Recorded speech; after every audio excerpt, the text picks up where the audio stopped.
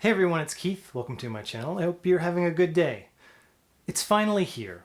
After a year of waiting for the resolution to the cliffhanger ending of Avengers Infinity War, destiny has arrived for Earth's mightiest heroes in Avengers Endgame.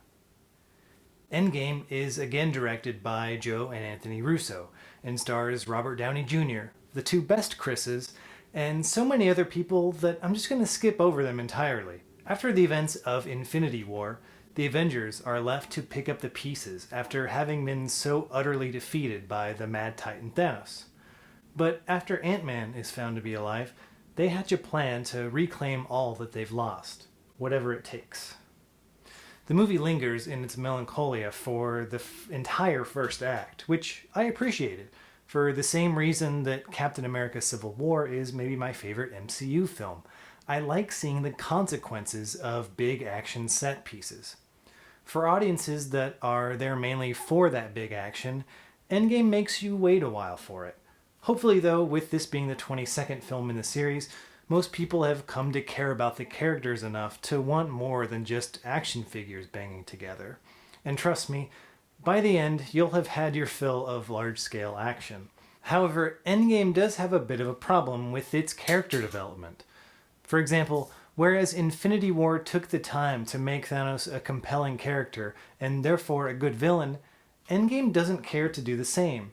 And that's pretty consistent for everyone between the two movies. With the exception of Thor and Iron Man, no one that got time to grow in Infinity War gets time in Endgame, and vice versa. This is something that might be more apparent when viewing the films back to back. There's a bit of a disconnect between the two of them. By the way, watching Infinity War and Endgame together is a 5.5-hour commitment, so good luck with that. Neither film feel their runtime, to be honest, especially Infinity War, so I could be wrong. Endgame's second act does start to drag a bit, but the final showdown comes in with a full head of steam and never lets up. Honestly, the last act is pretty overwhelming, and I don't necessarily mean that in a bad way. There's just so much happening. It's kind of sensory overload, but in the best way possible, because the filmmaking is competent enough that you never feel lost with what's happening like you would in, say, a Transformers film. Endgame is the most fan service fueled film that has ever existed. There are callbacks to previous MCU films going all the way back to the first Iron Man. And most of it works. It never feels overly self-referential despite the second act's setup. To say more would be getting into spoilers, which I'm not going to do. Endgame is maybe the most expensive looking movie I've ever seen. It's unreal from a technical standpoint what the filmmakers have accomplished. More importantly, it's very well acted. Robert Downey Jr. and Chris Evans especially. They're both perfect casting, and they've always been standouts in these films, but it feels like they both gave their absolute all for this one. Another highlight is Jeremy Renner as Clint Barton. He's felt wasted in his previous Marvel outings, but here he gives a really great performance that's steeped in sadness.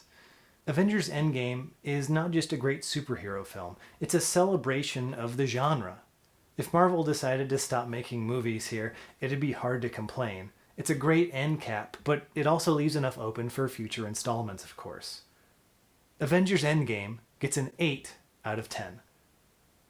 As I mentioned for Infinity War, you'd do well to see this one in the highest quality theater you can. It's more than worth the price of admission. Thanks very much for watching my review. If you liked it, give it a thumbs up and subscribe to my channel if you'd like. Also, tune back in this Monday as I begin a new series called Throwback Movie Mondays, where each week I'll be reviewing the first 9 films based on DC Comics, culminating with Batman 1989 in celebration of its 30th anniversary later this year. I hope to see you then. Have a good weekend. Bye.